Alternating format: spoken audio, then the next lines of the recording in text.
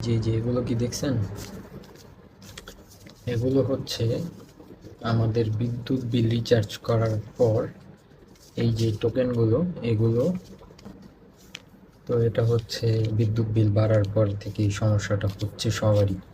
তো এরকম একটা লম্বা টোকেন আসছে ফোনের মধ্যে, মেসেজ আসে যেটা হচ্ছে আমাদের প্রিপেড মিটারে যারা আমরা হচ্ছে বাটন টিপে রিচার্জ করি তাদের হচ্ছে 20 সংখ্যার একটা কোড আসে ফোনে SMS-এ। তো এই কোডটা আমি সকাল থেকে ডায়াল করতেছি, প্রায় হচ্ছে আমার 5টা মিটার।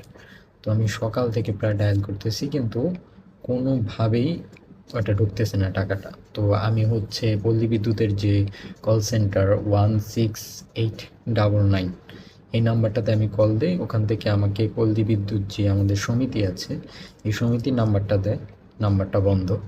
তো আমি অনেক ওয়েবসাইটে ঘাটাঘাটি করে আমার নিজস্ব পল্লী বিদ্যুৎ, যেমন পল্লী বিদ্যুৎ 4, ওইটার নাম্বারটা বের করে আমি ওনার কল দিই যে ভাই এরকম এরকম আমার 20 সংখ্যারই টোকেন আসছে, আমার 200 সংখ্যার আসে নাই SMS-এ, তো আমি টাকাটা ভরতে পারতেছি না, আমি টাকা মানে টোকেন ডায়াল করতেছি কিন্তু টাকা আসতেছে না।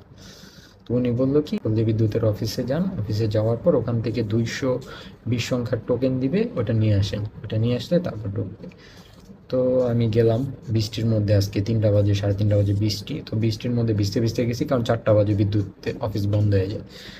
তো আমি বৃষ্টির মধ্যে ভিজতে ভিজতে যা দেখি প্রায় 40 মিনিটের লাইন, মানে বাহিরে মানুষ বৃষ্টির মধ্যে দাঁড়ায় আছে, 40 মিনিটের লাইন।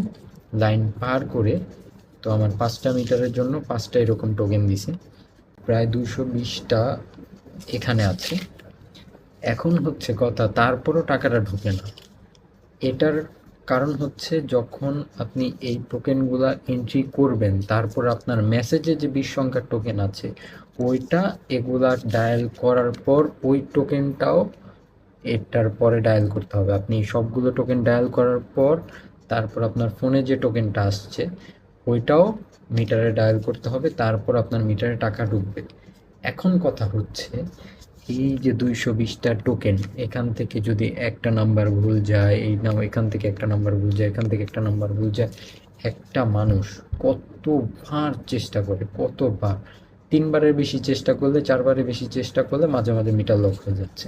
দেশ উন্নতি করতে যায় যদি মানুষের ভোগান্তি সৃষ্টি হয়, যেমন কয়দিন আগে তেলের সিরিয়াল, এখন আবার বিদ্যুতের জন্য আবার সিরিয়াল, মানে ঘন্টার পর ঘন্টা মানুষ লাইনে দাঁড়ায় থাকবে, এটা তো দেশের কোনো উন্নতি হইতেছে না।